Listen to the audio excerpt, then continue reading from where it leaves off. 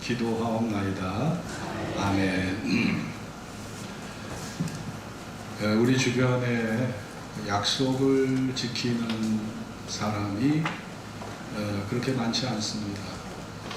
약속을 해놓고도 시간이 지나면 그냥 흐지부지 용두사미가 되는 경우가 많이 있어요. 정치인도 그렇습니다. 공약을 해놓고도 그렇게 수십만 국민에게 정치적 공약이 지켜지지 않아요. 그래서 박정희 대통령도 내가 5.16 혁명을 일으켰지만 민정으로 이양하겠다, 권력을 민정으로 이양하겠다고 해놓고 공화당을 만들어서 자기가 정권을 잡고 18년 동안 나라를 이렇게 독재를 해왔죠. 여러분, 이렇게 약속을 지킨다는 것은 우리가 그분을 신뢰할 수 있는 계기가 되는 겁니다. 그것이 자신에게 불리해도 그 약속을 지키는 사람은 믿을 수가 있어요. 정말 저 사람 믿을 수가 있다. 저 사람의 말은 믿을 수가 있다. 그런 사람들은 절대 허튼 말을 하지 않아요. 근데 오늘 이 본문에 보면 하나님께서 이스라엘 자손에게 약속하신 그 말씀을 하나도 어기지 않으시고 발람이 이스라엘을 저주하려고 할 때 하나님께서 그 발람의 저주를 막으신 것을 볼 수 있습니다. 여러분, 발람이 아무리 저주한다고 해도 하나님께서 막으시면 발람의 저주가 1%도 이스라엘 사람들에게 미칠 수가 없는 거예요. 하나님은 아브라함에게 약속을 하셨습니다. 너의 자손을 내가 너로 천하 만민에게 복의 근원이 되게 하시겠다고 하셨는데, 아브라함의 자손인 이스라엘에게 그런 약속이 여전히 유효하다는 것을 보여주고 있는 거예요. 이스라엘 사람들이 모압 땅을 지나가야 되는데 이 모압의 왕이 발락이었어요. 발락인데 발락이가 이스라엘 사람들이 당시 200만 가까운 사람들이 자기들의 땅을 지나가다 보면 어떻게 될까요? 많은 짐승들에 의해서 초목들이 다 사라질 거라고 생각을 했어요. 그래서 경제적인 이유로 이스라엘 사람들이 모압 땅을 지나가지 못하도록 발람 선지자에게 저주를 요청한 것입니다. 자, 22장 4절을 한번 보겠습니다. 22장 4절을 같이 한번 읽어봅시다. 미디안 장로들에게 시작. 미디안 장로들에게 이르되 이제 이 무리가 소가 밭의 풀을 뜯어먹은 같이 우리 사면에 있는 것을 다 뜯어먹으리로다 하니 이에 십볼의 아들 발락이 모압 왕이었더라. 자, 경제적 손해가 올까봐, 이 경제적 손해가 올까봐 이스라엘을 저주하려고 했다는 겁니다. 그래서 발락은 모압의 장로들과 미디안의 장로들 모아서 그 당시 아주 유명했던 발람 선지자를 찾아갔어요. 그리고 발람 선지자를 매수합니다. 당신이 우리의 요청을 들어준다면 당신이 원하는 거 다 주겠다는 거예요. 당신이 원하는 거 다 주겠다. 그런데 이 발람 선지자는 원래가 하나님을 잘 섬겼던 선지자였어요. 그렇기 때문에 이스라엘을 저주하라고 하는 말이 발람 선지자 귀에는 너무나 거스리게 들렸던 거예요. 그러나 발락이 더 큰 요구를 들어주겠다고 하고 더 큰 제안을 하니까 이 발람의 선지자의 마음이 흔들리게 된 겁니다. 자, 창세기 12장 3절에 보면 하나님이 아브라함을 갈대아 우르에서 불러내실 때 너를 축복하는 자에게는 내가 복을 내리고 너를 저주하는 자에게는 내가 저주하리라. 너를 축복하는 자에게는 내가 복을 내리지만 너를 저주하는 자에게는 내가 저주하리라. 자, 발람 선지자가 이 사실을 알고 있었습니다.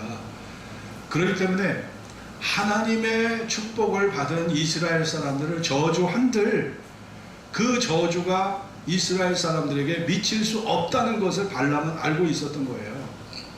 그런데도 발라기가 집요하게 이 발람을 이렇게 유인해서 저주를 해달라고 그렇게 요청을 합니다. 발람은 하나님의 뜻이 무엇인지를 분명히 알았지만 발락의 모압 발락의 그러한 여러 가지 물질적 제한, 그의 요구를 다 들어주겠다는 이런 제안에 발람 선자가 넘어가 버렸어요. 마음이 넘어가 버렸습니다. 우리가 세상을 살아갈 때 어떤 사람은 자신의 경험이 기준이 되는 경우가 있고요. 또 부모님이 전해주신 말씀이 삶의 기준이 되는 경우도 있습니다. 그러나 예수 믿는 사람들은 하나님의 입에서 나오는 말씀이 우리의 삶의 기준이 되고 원칙이 되어야 됩니다. 그 기준과 원칙에서 멀어지면 그때부터 우리에게 혼돈과 무질서가 나타나는 겁니다. 말씀대로 사는 사람들은요, 두려울 게 없어요. 말씀대로 살아가는 사람들은 정로로 행할 수 있습니다. 그런데 우리가 곁길로 빠져버리면 혼돈에 빠져요. 무질서에 빠지고 갈 길을 잃어버리죠. 발람이 그런 사람이 된 겁니다. 발람이. 자, 그래서 22장 12절을 같이 읽을까요? 하나님의 시작. 하나님이 발람에게 이르시되 너는 그들과 함께 가지도 말고 그 백성을 저주하지도 말라. 그들은 복을 받은 자이다. 하나님이 분명히 발람에게 명시했습니다. 네가 제대로 된 선지자라면 내 뜻을 알고 내 말씀을 네가 알지 않느냐. 절대로 이스라엘을 저주하지 말라. 그들은 복받은 자다. 그러면서 하나님도 발람의 행위를 갖다가 꾸짖으신 거예요. 그런데도 불구하고 이 발람은 발락의 제사장 발락에 따라온 그러한 사람들을, 귀족들과 높은 지위에 있는 사람들을 하룻밤을 묵게 하면서 내가 그대를 높여 크게 존귀하게 하고 그대가 내게 말하는 것은 무엇이든지 시행하리니 청컨대 와서 나를 위하여 이 백성을 저주하라. 이게 사신들이 발람에게 제안했던 겁니다. 당신을 높여서 크게 존귀하게 해주겠다.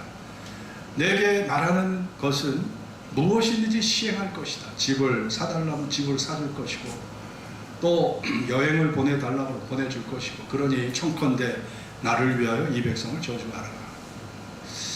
여러분, 하나님의 질서가 세상에는 존재해요. 질서가 존재해서 내가 아무리 그걸 부정하려고 해도 하나님의 법, 하나님의 질서는 우리의 삶을 지배하는 것입니다. 지배하는 거예요. 그러니 우리가 하나님의 그 주권을, 하나님의 행사를 우리가 뛰어넘을 수 없잖아요. 근데 발람은 이 발락의 제안에 마음을 빼앗기고 이스라엘을 저주하려고 길을 떠납니다.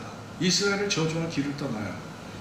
그래서 하나님 앞에 분명히 이스라엘이 복받을 자라는 걸 알면서도 결국은 자신이 제안받은 그 영화로운 세상에 눈에 보이는 부귀영화를 바라보고 이스라엘을 저주하기에 떠나는 거죠. 그랬을 때 하나님이 나귀를 통해서 이 발람의 길을 막으셔요. 칼을 들고 하나님의 사자가 발람을 죽이려고 하니까 나귀가 이리 피하고 저리 피하다가 나중에는 아주 후미진 골목으로 들어갑니다. 그래서 거기를 거쳐가다 보니까 이 다리가, 발람의 다리가 벽하고 사이에 이게 거기에서 붙어가지고 발람이 큰 상처를 입게 돼요. 그러니 발람이, 아니 이 나귀가, 내가 평생 타고 다니던 나귀가 이렇게 미친 짓을 하니까 막 때려요. 박대기로 막 때리고 발길질을 합니다. 여러분, 하나님 뜻을 우리가 정면으로 우리가 도전을 하고 하나님의 뜻을 정면으로 내가 그것을 어기고 갈 때는요, 하나님이 우리에게 이런 사인을 보내주신다는 걸 아셔야 돼요. 우리가 기뻐하는 일을 할 때는 하나님께서 우리를 승인해 주시고 우리의 마음을 평안하게 하시지만 이렇게 하나님의 뜻과 정반대의 길을 가는 사람에게는 장애물이 생긴다는 거예요.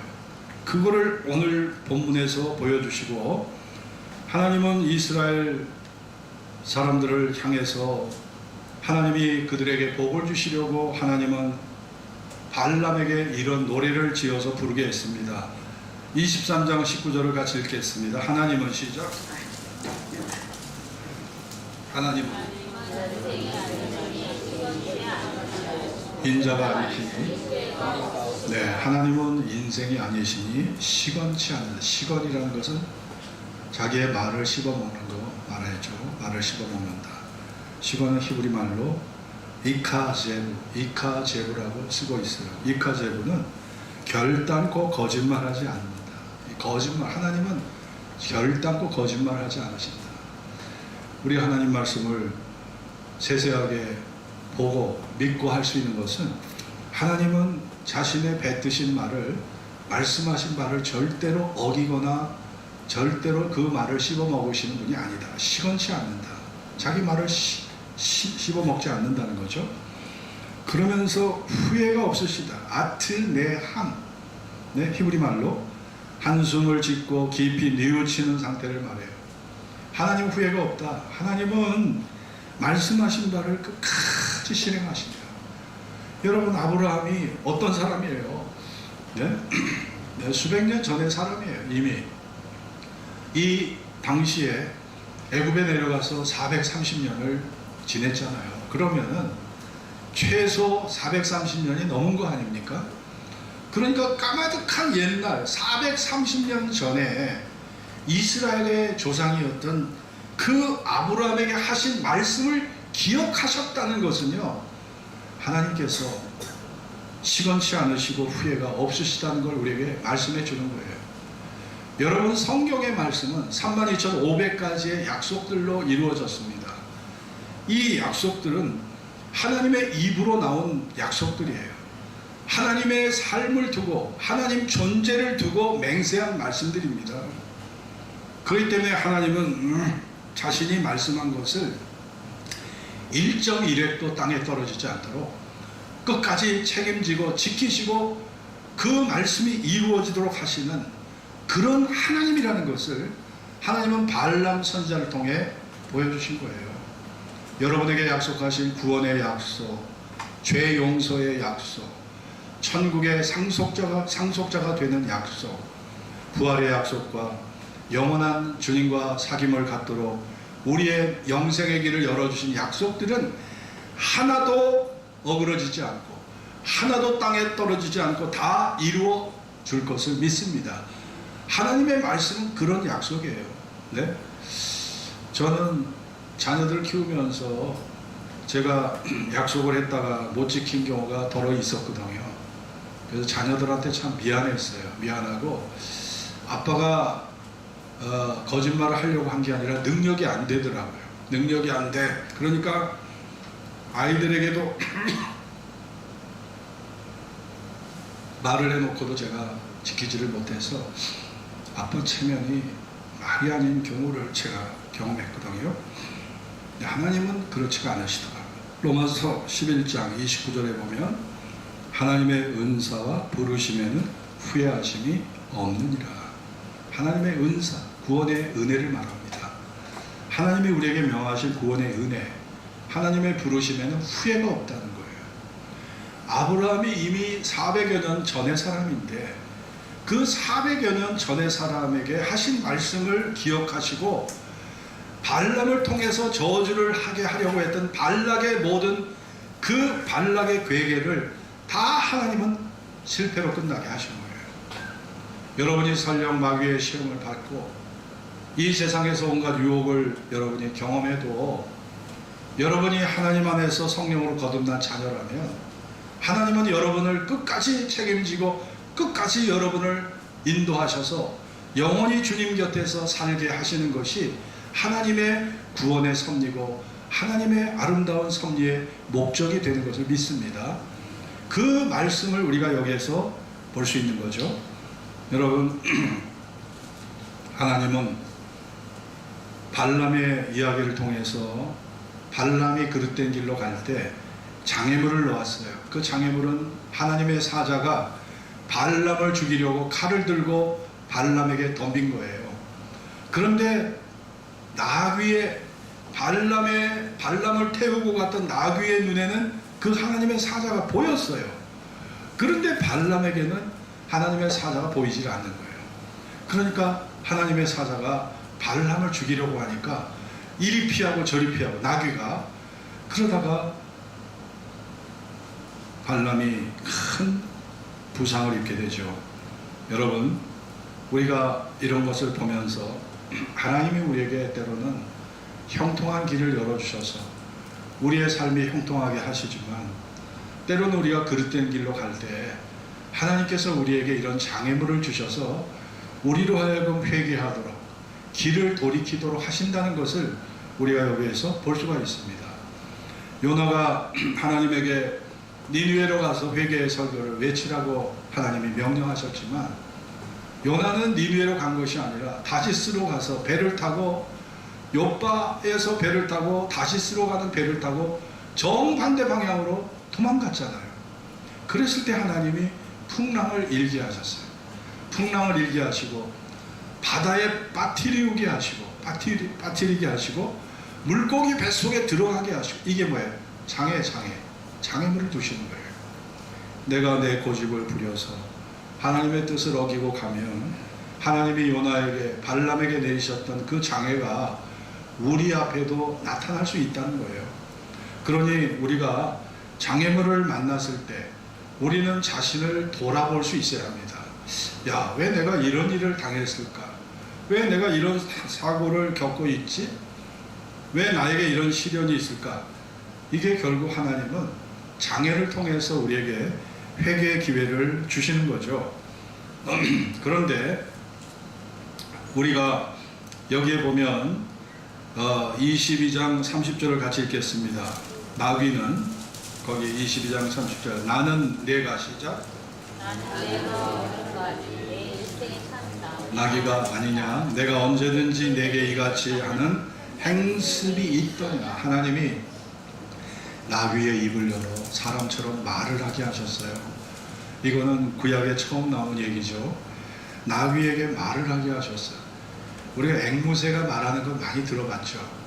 그런데 제가 예전에 서울대공원을 갔는데 그 구간조라는 앵무새과 새가요, 대한민국 만세! 막 이러더라고요. 그리고 사랑해! 막 이러는데 알고 보니까 세상 속에 구간조가 까만색이에요. 구간조가 그렇게 사람하고 똑같아요. 얼마나 말을 흉내를 잘 내는지 몰라. 구간조가 사람하고 똑같은 음성을 내요. 근데 하나님이 이 나귀에게 입을 열게 하셔서, 아니, 나는 당신이 오늘까지 내 일생에, 당신 일생에 타는 나귀가 아닙니까? 내가 언제든지 당신에게 이렇게 했던 습관이 있었습니까? 그러면서 나귀가 말을 하죠. 여러분, 하나님은 이렇게 나귀를 통해서도, 미물을 통해서도 우리에게 깨달음을 주셔요. 내 작은 사건을 통해서도 깨달음을 주셔요. 그 깨달음이 우리가 부족하기 때문에 우리가 하나님의 뜻을 이해하지 못해서 무지한 고집스러운 길로 내가 치닫게 될 때가 있는 거예요. 발람이 그랬으니까요. 그래서 발람은 민수기 22장 34절에 보면, 하나님, 제가 범죄하였나이다. 당신이 나를 막으려고 길에 서신 줄을 내가 알지 못하였습니다. 그러면서 여기에서 발람이 회개를 합니다. 발람이 회개를 하는데, 여러분, 발람이 회개를 했지만은 발람은요, 발락에게 제안을 하기를, 내가 이스라엘 사람들을 저주할 수는 없다. 그러나 이스라엘 사람들이 재앙 속에 빠지도록 내가 그렇게 당신을 지도하겠다 하면서 모압 여자들, 아주 아리따운 모압 여자들과 이스라엘 사람들이 서로 이렇게 사랑을 하도록, 육체적 관계를 맺도록 그렇게 해서 하나님 앞에 죄를 짓도록 해요. 발람 선지자가. 그래가지고 이스라엘 사람들이 이방 모압 여자들하고 이렇게 육체적 관계를 맺으면서 저주가 내려와서 하나님이 연병으로 이스라엘을 치셨어요. 얼마가 죽었냐? 민수기 25장 9절을 한번 볼까요? 민수기 25장 9절. 그 연병으로 시작. 그 연병으로 죽은 자가 24,000명이었더라. 여러분, 이 발람이라는 사람이 참 집요해요. 집요해. 하나님 앞에 이스라엘 사람들이 저주받을 대상이 아니라는 걸 알고 있었어요. 그래도 끝까지 발락, 모압왕 발락의 편에 서서 어떻게 하면 이스라엘을 망하게 할까, 어떻게 하면 피해를 입힐까 생각해낸 게 바로 그거예요. 그래서 성적 관계를 맺어가지고 이스라엘을 부도덕한 성적 범죄로 타락하게 해가지고 24,000명이 죽게 만드는 일을 발람이 주도했다는 거예요. 여러분, 우리가 하나님에게 고집스러운 이 발람, 결국 발람은요, 나중에 발람은 전쟁터에서 죽어버립니다. 이 발람은 마지막이 좋지 않았어요. 결국 불행한 죽음으로 발람이 죽는 거죠. 여러분, 우리가 인생을 살면서 정말 우리가 선한 목적, 선한 열매를 맺고 사는 것보다 더 귀한 게 어디 있겠습니까? 그런데 우리 중에는, 세상 사람들 중에는 발람과 같은 사람이 있어요. 어떻게든지 상대를 갖다가 힘들게 하고 못 살게 하고 어렵게 만들고, 그거 뭐라고 할까요? 고집이라고 할까요? 아니면 무슨 곤조라고 할까요? 아집이라고 할까요? 그래가지고 사람들에게 불행을 심는 사람들이 있어요. 발람이 그런 사람입니다. 여러분, 마이어라는 신학자는 하나님은 우리를 믿음으로 세우기 위해서 우리를 시험하시지만 사단은 우리를 하나님과 멀어지게 하려고 우리의 믿음을 떨어뜨린다 했습니다. 하나님은 여러분과 저에게 믿음을 주시려고 더 성숙하고 열매 맺는 성도가 되도록 하나님 우리를 그렇게 연단하시고 시험하시거든요. 근데 마귀는요, 우리 마음의 의심과 하나님에 대한 불평을 주어서 하나님과 멀어지게 하고 하나님과 섬기는 일을 멀리 하도록 만드는 것이 마귀의 시험인 거예요. 우리가 세상을 살다 보면 이 마귀의 시험에 빠지지 않을 수가 없는 것이 우리의 현실입니다. 이런 시험은 발람에게도 왔고요, 이런 시험은 요나에게도 왔습니다. 이런 시험은 사도 베드로에게도 왔어요. 이런 시험을 견디지 못하고 다 쓰러졌던 거예요. 로마 시대의 집정관이었던 안토니우스는 당시 로마의 강력한 지도자였습니다. 외모가 잘생겼어요. 그리고 은빛 목청을 가진 훌륭한 웅병가였습니다. 그래서 로마 사람들이 안토니우스를 참 귀하게 봤어요. 로마가 가장 중요한 시기에 이집트 원정을 갔는데 이집트 여왕 클레오파트라의 미색에 그만 그녀에게 빠져버린 거예요. 뛰어난 지도자로서 명예와 권력을 가지고 그가 뛰어난 군사 지도자가 되었지만 클레오파트라의 미색에 빠져서 결국은 명예도 잊어버리고 권력도 잊어버리고 목숨까지 잃어버리는 이러한 큰 시험을 안토니우스가 당했다는 것을 우리가 역사의 기록으로 볼 수가 있잖아요. 여러분, 우리가 인생을 살다 보면 순간순간 다가오는 온갖 유혹들이 있어요. 돈의 유혹, 쾌락의 유혹, 마약의 유혹, 술의 유혹, 온갖 유혹들이 있습니다. 이런 유혹을 우리가 뿌리치고 그것을 멀리하지 않으면 나도 모르는 사이에 거기에 내가 발람처럼 그 마음을 빼앗겨서 결국 유혹의 함정 속으로 빠져들어가는 이런 어려움을 인간이 겪을 수 있다는 것을 발람의 모습이 잘 보여주고 있습니다.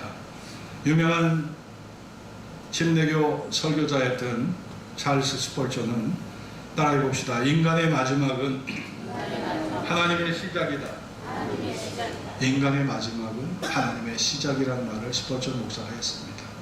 야, 여기까지 내가 최선을 다했지만 안 되는 게 있어요. 한계에 봉착하고 이제는 기도밖에 남은 게 없어. 기도밖에. 여러분, 인간의 마지막, 그 마지막 절망이 하나님의 일하심의 시작이 된다라고 그는 스펄전은 말했습니다. 여러분이 인생을 살아가면서 여러분과 저에게 하신 하나님의 말씀은 여전히 유효한 거예요. 여전히 그 말씀은 땅에 떨어지지 않았습니다.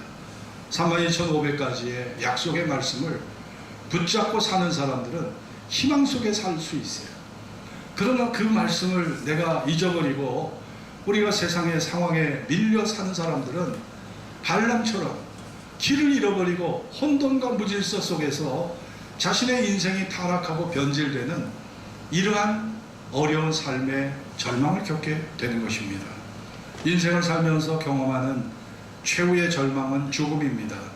죽음은 모든 사람을 삼켜버려요. 어린이도 청년도 노인도 다 삼켜버려요.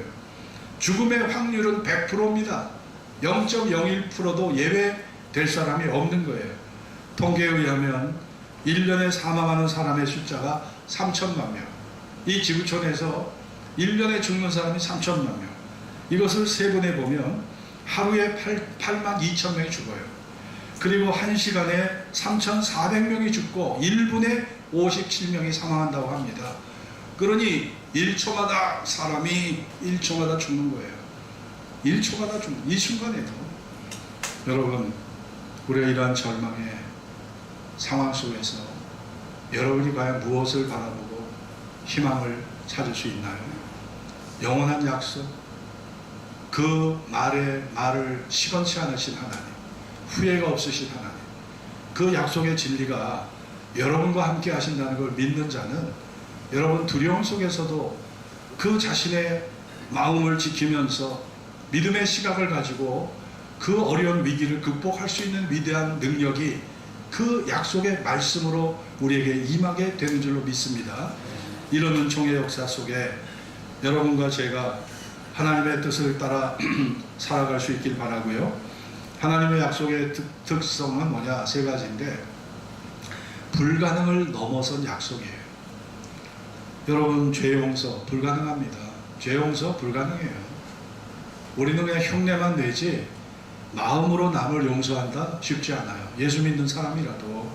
또 죽음을 뛰어넘는 거 불가능한 거예요. 부활의 생명을 얻는 거 불가능한 겁니다. 영생을 얻고 천국의 영원한 천국의 길로 나아가는 거 불가능해요. 그러나 하나님의 약속은 이 불가능을 가능케 하시는 분이 하나님이신 거예요. 그래서 우리가 하나님을 믿는 것이고, 두 번째, 하나님의 약속은 진실이에요. 하나님의 약속은 진실이에요. 구약의 예수님에 관한 예언이 하나도 어김없이 다 이루어지고 약속이 성취됐다는 것은 하나님의 약속이 진실하다는 것을 우리에게 말씀해 준 것입니다. 아브라함에게 하셨던 430년 전의 말씀, 430년 그 이상의 말씀들을 하나님은 기억하시고 발람의 저주를 갖다가 다 실패로 돌아가게 하시고 이스라엘이 축복을 받도록 축복의 문을 열어주셨다는 걸 생각해 보세요. 하나님이 얼마나 자신의 약속에 대해서 절도철미하신가를 볼 수 있습니다. 그리고 하나님의 약속은 하나님의 진실한 사랑에서 나온 말씀이에요. 하나님의 진실한 사랑에서, 나보다 나를 더 사랑하시는 그 진실한 사랑에서 이 약속이 나온 것이기 때문에 우리가 하나님을 배반하지 않는 한 절대로 하나님은 여러분의 삶을, 여러분에게 실망과 절망을 끼치지 않으시고 마침내 그 약속대로, 마침내 하나님이 은혜와 축복 안에서 우리를 아름답게 세워주실 것을 믿습니다. 이 세상에서 내가 하나님 앞에 심은 것을 다 보상받지 못한다 할지라도 저 세상에서 여러분이 선하게 심어왔던 것들, 그것이 기도이든 물질이든 몸의 봉사와 섬김이든 하나님은 반드시 갚으시고, 이 소자 중 하나에게 냉수 한 그릇이라도 대접한 자는 결단코 하늘에서 그 상을 잃지 않으리라 하셨잖아요. 여러분이 하나님 앞에 이 신실한 약속의 말씀을 믿고 하나님의 뜻을 따라 이 약속을 붙잡고 끝까지 승리하시는 저와 여러분이 될 수 있기를 주의 이름으로 축원합니다. 기도하겠습니다. 오늘 주신 말씀을 붙잡고 기도합시다. 여러분, 사람들은 아브라함에게 주셨던 하나님의 약속을 다 잃어버렸어요. 애굽에서 내려가 산 지가 430년 이후에 출애굽을 하는 과정에서 광야에서 겪었던 일 아닙니까? 발람의 이야기가. 그러면은 거의 500년이 넘는 그 세월 속에서 하나님은 아브라함에게 주셨던 약속을 기억하신 거예요. 하물며 예수님을 통해서 주신 말씀, 사도들을 통해서 주신 약속, 여러분 그 약속은 헛된 것일까요? 여러분 결코 헛되지 않습니다. 하나님은 시건치 않으시고 그 말씀에 후회가 없으시다고 했어요. 하나님의 일하시면 후회가 없습니다. 여러분을 부르실 때 여러분의 과거와 현재와 미래를 이미 아시고 부르신 거예요. 여러분이 어떤 죄를 짓고 무엇의 약점을 갖고 있는지 하나님은 이미 아십니다. 그렇기 때문에 여러분 조금도 하나님의 사랑을 의심하거나 그분의 약속이 이루어지지 않는다고 오해하지 마시고 하나님의 약속은 반드시 이루어져서 그 약속의 성취를 통해서 하나님의 영광이 드러나도록 하나님은 역사하시는 분이라는 것을 이 시간 마음속에 새기는 시간이 되기를 바라겠습니다.